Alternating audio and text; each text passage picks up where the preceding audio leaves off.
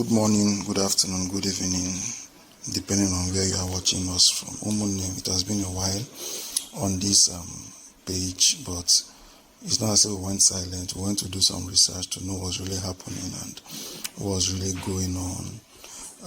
And we've come out with legit information to pass out to our people what we did not know. You see, one of the questions I'm still asking is, how will you come and colonize the people without telling them anything? You just come, you force on them your religion, you force on them your lifestyle, you force on them everything you are doing. You want them to abandon what they are doing before and accept what you are doing. And if they refuse to accept, it becomes a problem. You know, even if they accept, at a long run, you now, how do I even put it? At a long run, you now discover that they have accepted. And when they now see that they know their right, they know what to do, they know where to go from their left to their right, you now seem to be an oppressor on them, not letting them go. That's very wrong. That's very bad. I believe when a child is in your house, he is a child. When he becomes a son, he has grown up and he has the liberty to leave your house, settle where he wants to settle, make his own family and continue his life. But the British people colonizing us and not letting us be who we want to be is a concern for me. That's my own problem. That's what I don't really understand. But you see, we have a strategy, we have what to do, and we're going to do it. That's what Nnamdi Kanu has been saying about this. But let me leave you to watch the clip and then see what some people said. It will shock you. Over to you, sirs. Nigerians and Indians were both colonized by the British. But the Indians rejected the British culture. They rejected the British religion. They rejected the British food. They rejected the British way of doing things and hold on to the British technology. You know, and then we have the Nigerians, that is us Africans, accepted the British culture, the British dress code, the British food, the British every religion, and rejected the British technology. Now that is where the Indians are the most advanced. They don't need to speak English to make a cell phone. But me and you are colonized to believe that the more you speak a better English, you can clean it. You are intelligent. But a perfect English is not a mark of intelligence. What do you think we need to do? We need to stop believing the myth. In this country, what we call education is actually indoctrination. And it takes us from the ages of 5 to the age of 18 to thoroughly indoctrinate people so that they will believe in the myth of white superiority. And it is a myth. Now, you can't do that while you're teaching that Columbus discovered America. There were black people on this continent 4,000 years before Columbus was born. We teach black history in the schools as if it started with slavery. We have also been indoctrinated with the myth of white superiority. We've got pictures of the baby Jesus who looks like the little Pillsbury Doughboy. He didn't look like the Pillsbury Doughboy. That's true. And it says in the Bible that Jesus had kinky woolly hair and feet of bronze. Here's what you can do. You can educate yourself. The schools won't do it. They won't. They don't want you to know the truth. They can't afford to have blacks know the truth. Blacks and people of other color groups have got to stop playing defense and start playing offense. I think that part of what the responsibility that we as a black community need to take on is educating ourselves and preparing ourselves for what's to come. Absolutely. You need to educate yourself and your children before they go to school. And when they come home from school spouting this crap that they've learned in school, then you need to take them inside and say, here, look at this. Here's what really happened. Black. Now, in your homes, the pictures of God that you have is what color?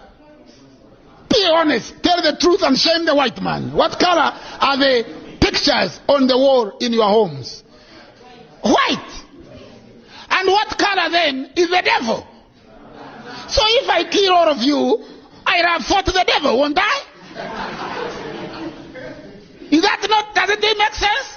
If I am a Christian, and they say onward Christian soldiers, if I am a soldier of Christ, my job is to fight the devil. What does the devil look like? Isn't it black?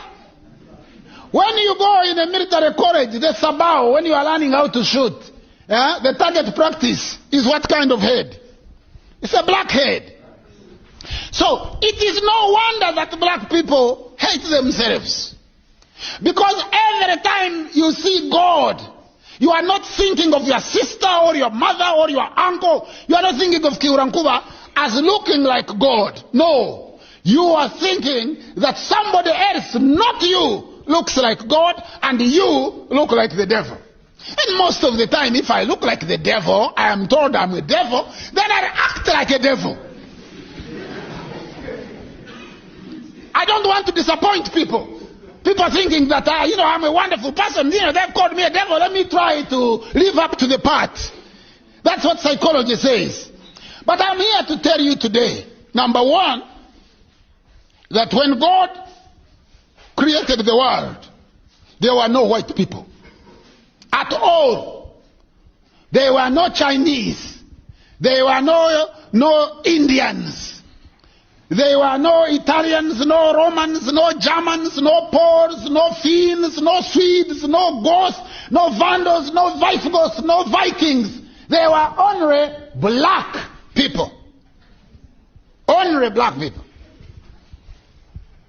They were probably at the time darker than you. So, if you read any sacred text and it says that you are created in the image of God and in the likeness of God, it means God is what color? Black. And anytime anybody gives you a God who doesn't look like you, you give him that God back. You say, you know what? Yeah, your God looks okay, but just take him. Because at the dawn of time, there were no other people on earth but us. None. And the most interesting story is that story unfolded around this river that passes through your district. The Nile. That is where humanity began. To the extent that UNESCO, United Nations Educational Scientific Committee Organization, in volume 2, chapter 1, it says, as a result of the work of Professor Like and other subsequent work, it leads us to conclude that more than 150,000 years ago, beings morphologically identical with the man of today were living in the area of the Great Lakes, at the foothills of the mountains of the moon, at the source of the Nile, in the land of the gods, and nowhere else. UNESCO, nowhere else. Humanity went through 5 stages. The first stages are known as Australopithecine, black. Where were they living? Where you are living. How old? How long ago? 5.5 million years ago. Who was living in Europe at that time? No one. Who was living in Asia at that time? No one. Who was living in America North? None. America South? None. Bismarck Archipelago? No one. Australia? Tonga? None. Haiti? Fiji? Samoa? Who was living there? No one. Humanity was only here. 3.5 million years ago, Homo habilis. Where was he living? Here. Was he living elsewhere? No. 1.5 million years. Humanity at the stage of Homo erectus, the African that walks upright. Where is he living? Here. He lives here to populate the world. He passes through the Gulf of Eden, avoids Saudi Arabia, crosses into India. And then he goes through Kenya, Mijikenda, Tayar in Australia, and populates all the islands in between. Avoids Israel, avoids Jordan, avoids Syria. He also discovers fire. Then 150,000 years, modern man, known as Homo sapien. Homo sapien. The oldest Homo sapien, the bones discovered in Omo Valley in Ethiopia and Kenya. He started where? Here. Then he moves with his feet and his cows, mobile food, and his language, articulated symbolic language. So you have listened to some part of this voice note, and you've seen what they are saying. How will you see, just as the man said, Indian people, they don't care about your English, but you don't joke with them with technology. When they were colonized, they choose technology, but we Nigerians, what we did was to pick English and At the end of the day, we speak English. We don't have anything to do. We feel when you know how to speak English, you're intelligent. When you know how to, Indians don't care. You come to them for business, they communicate with their language, you look for an interpreter, and there's nothing you can do about it. The only thing you can do is to still patronize them. Yes, even here in Nigeria, you go to the market to get something, you just have to look for somebody that understands the language of who you are buying something from, because they don't care about your English, and you still patronize them. But we accepted the British, everything they brought to us. I don't know, let me say our forefathers accepted it, and that's what we are still suffering till now. Till now, we are still suffering it. Can we come to that point where we will break out of this? That I told you from the onset. That's what Nnamdi Kanu is trying to break out from. He's trying to release us from, because of a truth. For a long while I've been suffering from this, and we need a breakout. That's just the gospel truth. If you watch what's happening around us, you know that we and these people, we don't have anything in common. We don't have anything to do together. We just need to be on our own, develop on our own, train our people, make them who they are supposed to be, produce what we have to produce in our own place. The truth is, if we are on our own, we will still produce what we want to produce, have what we want to have, and nothing will still happen. But you see, people that have something, people that don't really know what we are going through are really struggling for we not to be on our own. But as we hold on and we keep fighting, I believe not too far from now, Biafra will come to stay. Yes, Biafra will come to stay. Let's go back to the clip and see what we have. And his brain, a bigger cranium, and he populates Europe.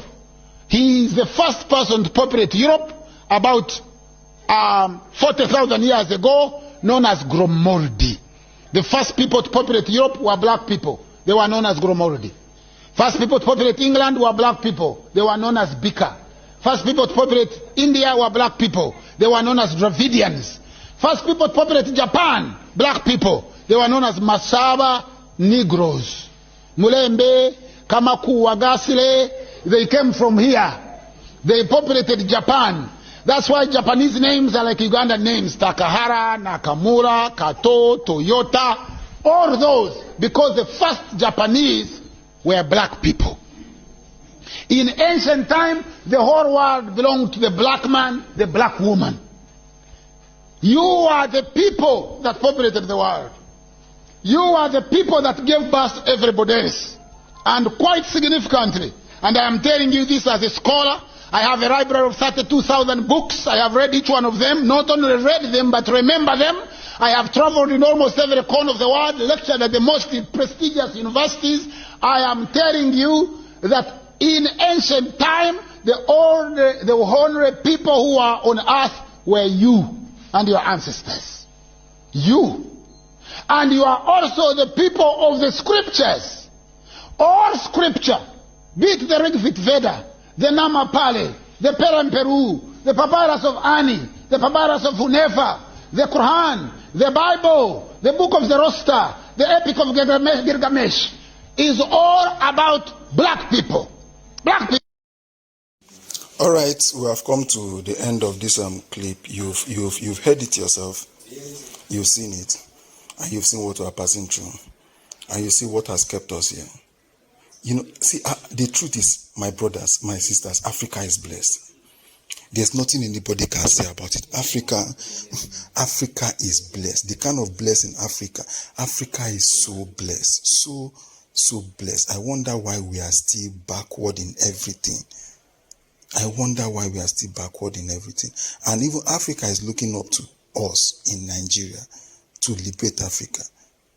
Yes, they are all looking up to us. They are. No. We have to. Everybody needs to go back to their drawing board, put their hands on deck, make sure everything is going on fine, make sure they do this, make sure they push it. Africa is really, really blessed, and we pray that Biafra comes to stand. We'll do everything we have to do that Biafra comes to stand. Thank you very much. If you've not subscribed to this channel, do well to subscribe, give us a thumbs up, give us a like, turn on your notification bell so that you can be getting notifications as we drop very interesting clips for you to to get more information. Thank you for watching to the end. God bless you.